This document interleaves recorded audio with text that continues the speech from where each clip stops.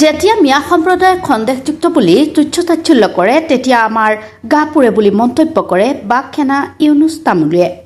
মিয়াসকল কেতিয়াও বাংলাদেশী নহয়। মিয়াসকল যদি বাংলাদেশী হয় বাকসেনাই প্ৰথম লাইনত থাকি খেদিব বুলি মন্তব্য কৰে।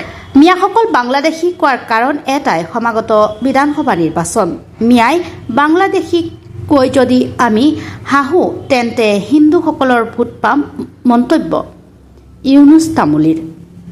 বাকসেনা অসমে সদায় লাঞ্ছিত বঞ্চিত তুচ্ছ-তাচ্ছিল্য কৰা ব্যক্তিসকলৰ কান্ধ মিলাই আগবাঢ়ি যাব বুলি মন্তব্য কৰে ইউনুছ তামুলীয়ে। এইটো দুখৰ বিষয় যে মুখ্যমন্ত্ৰী এজন হৈ RSSৰ বলত যি টি কৈ থাকে। মুখ্যমন্ত্ৰীৰ একো অস্তিত্ব নাই নেকি? কিয় আপুনি RSSলৈ ইমান ভয় কৰে? অসমৰ ৰাইজে আপোনাক বহুত ভাল পায়, মন্তব্য ইউনুছ তামুলীৰ। এটা আলোড়ন সৃষ্টি কৰেছিল, তাৰপৰে মধ্য সমাজ বিগত কিছুদিন ধৰে আপনি কিবা কামত ঘুৰি আছে, সাংগঠনিক কামত না কিবা ৰাজনৈতিক উদ্দেশ্যটো একো নাই, কিন্তু সাংগঠনিক দিশত গোটেই মই অসমে ঘূৰি আছো, বিশেষকৈ নামনি অঞ্চলত বেছি ঘূৰি আছো। আৰু তাৰ উদ্দেশ্য এটাই, যাতে নামনি অসমত যিবিলাক মানুহ, বিশেষকৈ মিয়া বুলি যিখিনি মানুহক কয়, কিন্তু মিয়া বুলি কোনো তেনেকুৱা বিশেষ একো নাই। মিয়া এটা সন্মানীয় সূচক এটা বাক্যহে হয়, কিন্তু সেইসকল ব্যক্তিক যেতিয়া মানুহে সন্দেহযুক্ত নাগৰিক বুলি তুচ্ছ তাচ্ছিল্য কৰে তেতিয়া ক'ৰবাত নহয় ক'ৰবাত আমাৰ গা পুৰে। একদম চিধা কথা। কিয়নো এইখন ভাৰতত যিসকল বিশেষকৈ মিয়া সম্প্ৰদায়ৰ ব্যক্তি আছে, এইসকল সম্পূৰ্ণৰূপে বৈধ ভাৰতীয় নাগৰিক। আৰু বৈধ ভাৰতীয় নাগৰিকক যেতিয়া কোনোবাই বাংলাদেশী বুলি সন্দেহ কৰিব, সেই কথাটোত আমাৰ সদায় অপোজ থাকিব আৰু সেই কথাটোত আমি সদায় মাত মাতিম। আৰু তাক লৈ কোনোবাই যদি আমাক যি কৰিবলৈ যায়, যেনেকুৱা মানে কোনোবাই যদি আমাক জেলতো ভৰাই থয়, কোনোবাই যদি আৰু কিবা শাস্তি দিয়ে, আমাৰ ক'বলগীয়া একো নাই। কিন্তু আমি সদায় মাত মাতি যাম এই মিয়াসকলৰ কাৰণে। এইটো কাৰণে মাত মাতি যাম, মিয়া কেতিয়াও বাংলাদেশী নহয়। একদম স্পষ্ট আৰু চিধা কথা, মিয়া কেতিয়াও বাংলাদেশী নহয়। যদি বাংলাদেশী হয় তো আমি প্ৰথম লাইনত থাকিম সেইসকলক খেদিবলৈ, কিয়নো তেখেতলোকৰ ওচৰত উচিত প্ৰমাণ নাই। মিয়াক বাংলাদেশী কোৱাৰ কাৰণ এটাই যে নিৰ্বাচন সমাগত, মিয়াক যদি আমি বাংলাদেশী কৈ হাঁহো তেতিয়া হিন্দুসকলৰ ভোট পাম। অকল হিন্দুৰ চিম্পেথি গেইন কৰিবৰ কাৰণে এইটো এটা প্ৰক্ৰিয়া, মিয়াসকলক বাংলাদেশী সজোৱা। কিন্তু কৰিবতো একো পৰা নাই আৰু কৰিব নোৱাৰেও। কিন্তু এইসকলৰ লগত আমি সদায় আছো। বিশেষকৈ বাকসেনা অসমে এই যিসকল ব্যক্তি লাঞ্ছিত বঞ্চিত অপদস্থ ব্যক্তিৰ লগত সদায় কান্ধত কান্ধ মিলাই আমি আগবাঢ়ি যাম। আপোনাক বাকসেনা মধ্য সমাজ স্থাপন কৰিছিল কোন কোন সমষ্টি? বাকসেনাৰ মধ্য অসমত আপুনি ক'বলৈ গ'লে প্ৰত্যেকটো অঞ্চলতেই বৰ্তমান আমাৰ কুচকাৱাজ চলি আছে। কিন্তু এটা দিন আহিব, খুব কম সময়ৰ ভিতৰতে আহিব, প্ৰত্যেক দিনাখনে এখন এখন আঞ্চলিক গঠন হ'ব। কিয়নো আমি আঞ্চলিকবিলাক বনাই এতিয়া ৰাখি থৈ দিয়া আছে, আমি এতিয়া এনাউন্স কৰা নাই।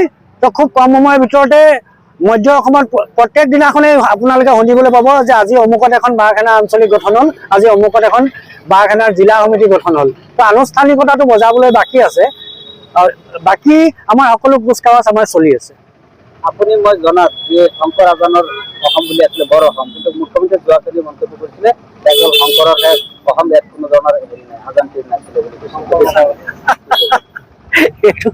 এইটো হাঁহি উঠাৰ কথা। আচলতে কি হয়,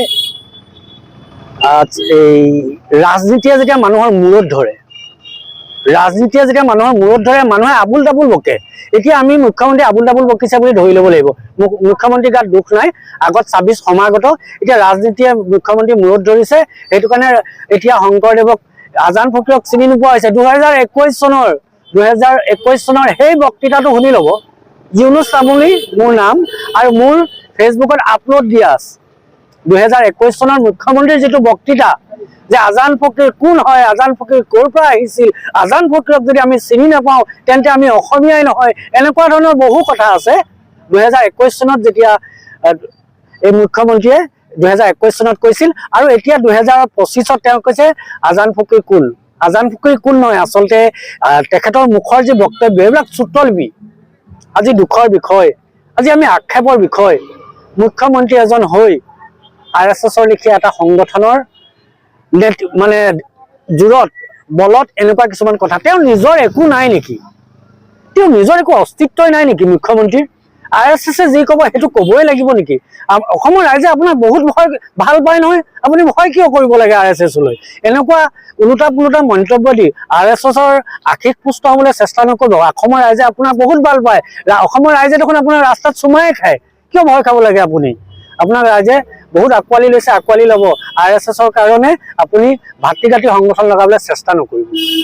যেহেতু সমগ্ৰ 26 বিধানসভা নিৰ্বাচন, আপনি কোনোবা সমষ্টিগত নিৰ্বাচন সামগ্ৰী কৰা খেলিব সব তেনেকুৱা মোৰ একো বৰ্তমান নিৰ্বাচন খেলা মোৰ একো ইচ্ছাও নাই, আৰু নিৰ্বাচন কেন্দ্ৰিক মই একো ইয়াতে ঘূৰাও নাই। মোৰ সম্পূৰ্ণ এটা উদ্দেশ্য যে বাঘ সেনা সংগঠনটো কেনেকৈ মই আগুৱাই লৈ গৈ লাঞ্ছিত বঞ্চিত অপদস্থ ব্যক্তিসকলৰ কাষত থাকিব পাৰোঁ।